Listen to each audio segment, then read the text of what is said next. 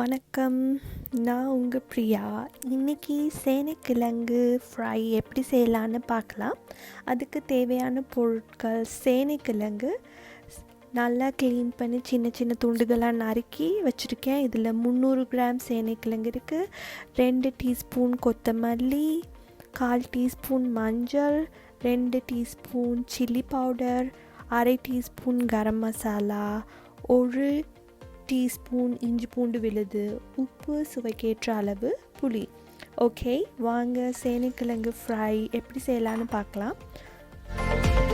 சின்ன சின்ன துண்டுகளாக நறுக்கி வச்சுருக்க சேனைக்கிழங்க ஒரு பாத்திரத்தில் புளி சேர்த்து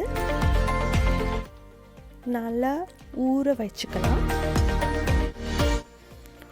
இன்னொரு பேனில் நாங்கள் தண்ணி கொஞ்சம் கொதிக்க விட்டு இந்த புளியில் ஊற வச்சுருக்க சேனைக்கிழங்க அதில் சேர்த்து கொஞ்சம் பாயில் பண்ணிக்கலாம்.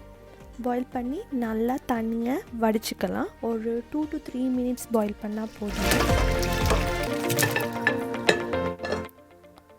அப்புறம் நாங்கள் இந்த வடித்து வச்சுருக்க சேனைக்கிழங்க ஒரு பேனில் எண்ணெய் சூடானதுக்கப்புறம் லைட்டாக ஃப்ரை பண்ணி எடுத்துக்கலாம். இதே மாதிரி எல்லா சேனைக்கிழங்கும் ஃப்ரை பண்ணி எடுத்துக்குங்க.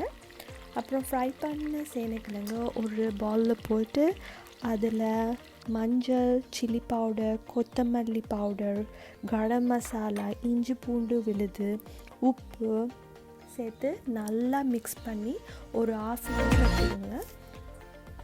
அதுக்கப்புறம் இன்னொரு பேன் எடுத்து அதில் 2 டீஸ்பூன் எண்ணெய் சேர்த்து, இது நீங்கள் சேனைக்கிழங்கு ஆல்ரெடி பொரிச்ச எண்ணெயை யூஸ் பண்ணிக்கலாம். சேர்த்து நாங்கள் மசாலாவோடு மிக்ஸ் பண்ணி வச்சுருக்க சேனைக்கிழங்கு சேர்த்து நல்லா குக் பண்ணிக்கலாம். இந்த மசாலாவில் உள்ள பச்சை வாசம் போக மட்டும் நல்லா குக் பண்ணால் நம்ம சேனைக்கிழங்கு ஃப்ரை ரெடி. சேனைக்கிழங்குல ஹெல்த் பெனிஃபிட் நிறைய இருக்குது. அதில் நான் ஒரு 4 ஹெல்த் பெனிஃபிட் சொல்கிறேன். மசில் பெயினை ப்ரிவெண்ட் பண்ணும், உடம்புல பிளட் கிளாட்ஸ் இருந்தால் அதை கிளியர் பண்ணும், போன்ஸை ஸ்ட்ரென்த் பண்ணும், அது மட்டும் இல்லாமல் ஞாபக சக்திக்கு ரொம்ப நல்லது.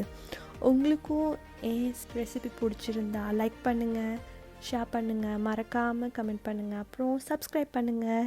நன்றி.